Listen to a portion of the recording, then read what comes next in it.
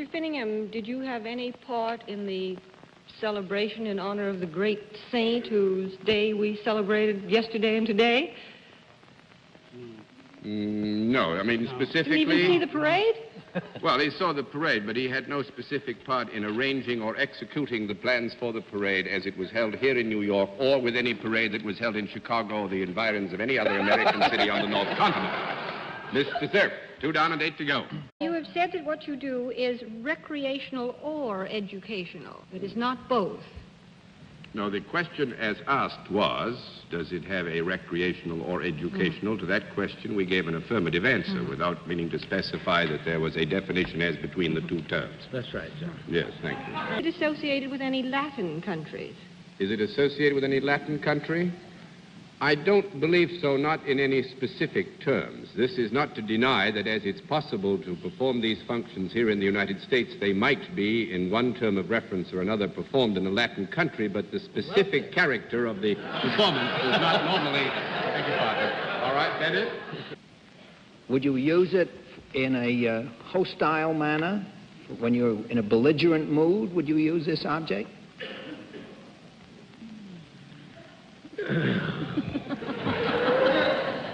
It is possible that there may have been induced prior to its use what you describe as a belligerent mood, and that it might be used while the mood was still present. Would it affect your silhouette in any way? Yeah. Yes. Would you say so, John? No, Well, I would say that presuming that you were in a certain estate and condition,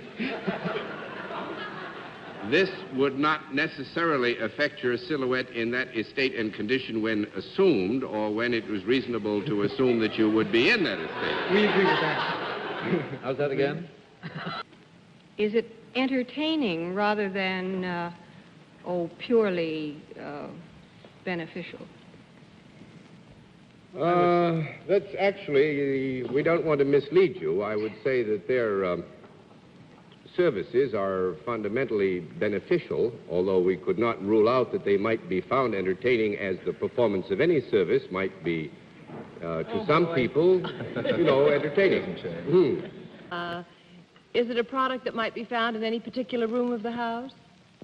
You mean... More than another? No. It would be found in every room equally, No, and actually, this is a difficult question, Arlene. I think if Mr. Barber is willing, we'll not give you a no, and just tell you that the discretion as to where it might be would depend so much upon the family in whose home you might find it that it's difficult to say, well, there's one room that would have it, you see, when another might not. Sure, yeah. So, It wasn't only a difficult question, it was a very difficult answer. Well, would it be found in a specific room in the house? Not necessarily. Well, I would say this so that you're not misled. It would depend a good deal on the norms of the household with which you were connected. It's not untoward to consider that it might be kept more in one room than in others. At the same time, it would not be untoward to find it in any room in the house. Sure. Depends on the kind of a housekeeper you are, I take it. Yes. And you work together? Yes. Inseparably? No. I couldn't hear the last one. No, that was a no, but I won't give you an official no on that because inseparably suggests that there is a closer relationship overall than exists, but for the purposes of the occupation which we're here working on, I would say that there is a certain degree of inseparability. However, it is not complete. That's like a statement from a government. Something that is helpful for the individual? We, I think, can assume that the identification which they bear collectively and individually is one which, as applied to the norm of human behavior and experience, produces a sense of well-being, betterment, yes. Can it be bought in a department store? Yes. I think it's only fair to say that we are dealing here with a product which the identification of which you are seeking, which may have at one stage or another different identifications. And under one or another of these identifications, there would be a relationship to a department store, yes.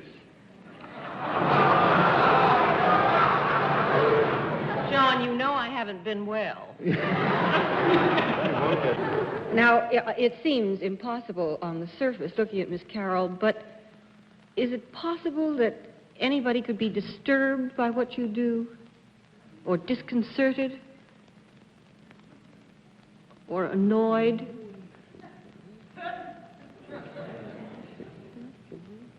Sometimes.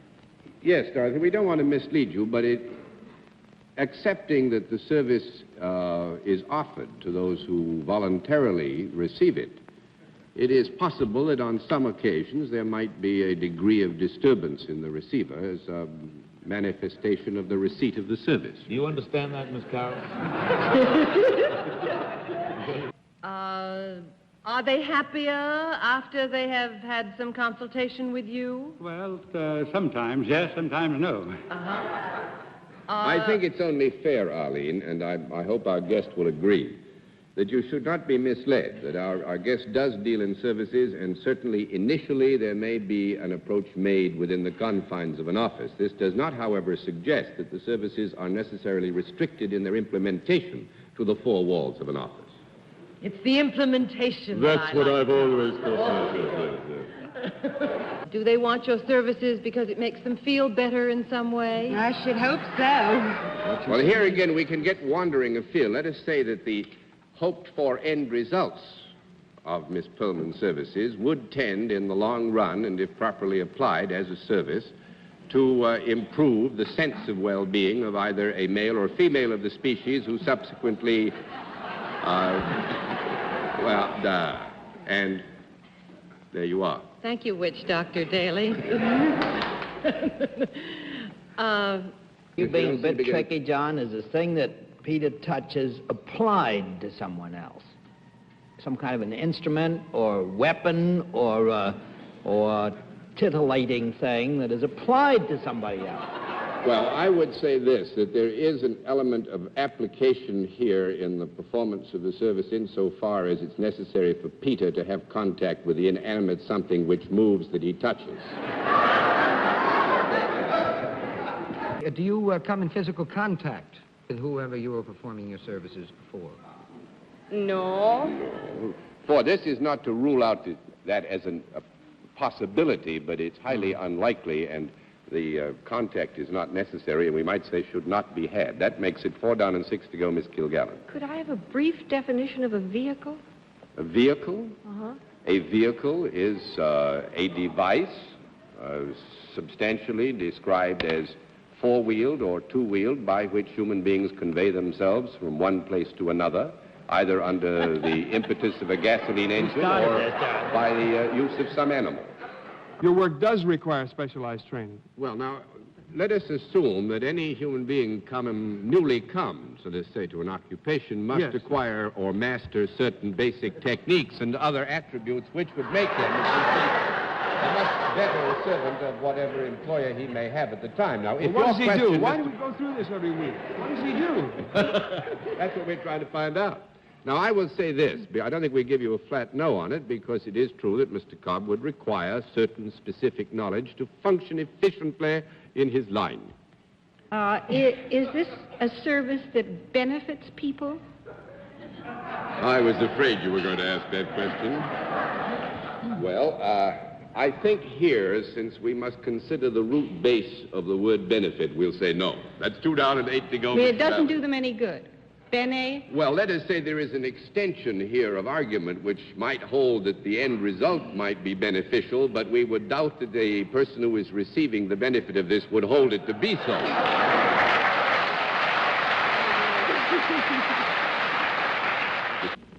Is there any kind of magic or tricks connected with the act that you do? I would say this, that what Miss Straub does might, under very general description, be concerned with magic or trickery or legerdemain or such application as you might like to make of the English language to something which you didn't quite understand while it was being done. We missed you in Atlantic City, John. Is there a product concerned with what you do? Yes. And it is relative to the field of sports in any direction at all? Yeah, Yes. I could. Well, certainly there are those. Yeah, isn't it nice, isn't it, Spud? Yes, that's great. Fine. I would say this, that if one chose, in a certain context, to consider that there was a sporting connotation or an element of sports, that it would not be amiss to so do, however. What did he say? This animal have a wild species as well as a domestic one? I wish I was in Yankee Stadium, my friend. Well, I mean, well, this is a difficult question to answer in such a way as not to mislead you. I would say that if you take an extension of the animal and go into its origins and forebears and background, you might find an extension in present-day terms that you might describe as wild. But is it something that is more likely to be purchased by men than women? Not necessarily. I would, with your permission, say that the indications of my brief experience in this area might justify the premise that there could be a few more men who would purchase this particular product than women, although it is accessible to both sexes, and I dare say both sexes are interested in the purchase thereof. But with your permission, we'll let Mr. Gable continue. John, if I may fight my way through the dense jungle of your rhetoric, I'm getting a yes, that is. Well, you're getting a yes with some qualifications added there, too. In that sense, you would make a distinction between quarrying and mining, John. I did not seek, really, Martin, to make any distinction at all, except I did not want you to believe that we were dealing in an area which would lead us, and properly so, to feel that we were delinquent in allowing you to believe that it was mine.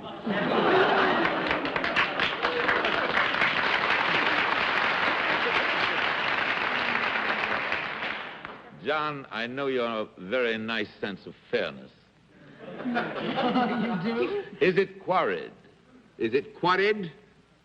You mean, well, I think I must give you the same answer. It's perfectly possible here that dealing with the original product from which all other things stem, there might be some quarrying, but we cannot agree that the product with which our guest is identified can, in its entirety and its present state, be I'm quarried. hip, Dad. You got it. Ah, you know what it is. It's a liquid product, then, Mr. O'Malley. That's correct, sir. Is this liquid product administered externally?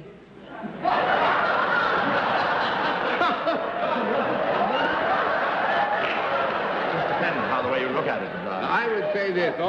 I think Mr. O'Malley Keith and I would have to agree here that there are some rare instances, the motivation of which are very hard to understand, where some external application may be made, but we cannot accept that the external application is the proper end use of the product in question, and If therefore... it is used at all, Mr. Daly, my answer is yes. You get a no. That's 4 down and 6 to go, Miss Francis. When you deal with these people who are the recipients of your service, are they of their own volition recipients of your service? Sometimes they're unfortunate, yes. Sometimes they're unfortunate. Well, actually, what you have to do here is accept that the service involves people, and that in some instances the people have voluntarily involved themselves in the service. In other cases, the service is visited upon people who did not voluntarily seek it. Is it smaller than Steve Allen's bread box? Yes. Is it some... Yes, that's very... you see, here we have a problem. When you say, is it smaller than Steve Allen's bread box, do you mean, is it smaller when it is properly applied and used in terms of its cubic content, in terms of air? Why, such a thing never occurred to me. I'm just trying. Well, then, from what you say, I would gather that this changes its shape, like the rest of us. Speak for yourself, Miss Francis. Now, I think with Mr. Ware's position, it's a point that needs clarification. We might as well clarify it here for all time. There are some products which may be reduced by folding or some other mechanical action, which could be inserted in that guise. I see. Thank you. But when in proper use, taking the general bulk of the use itself, you would not hold that they could properly be inserted in a bread box. Say no at the end of it. But is the kind of apparel that Mrs. Williams wears just indigenous to her job? Well, I wouldn't think so. I think what we would have to say here is that the apparel that Mrs. Williams wears would suggest in a very general way the broad area of her interest, but would not necessarily give you any specific information. I just wanted to say, Mr. Daly, that I don't think Mrs. Williams has a broad area.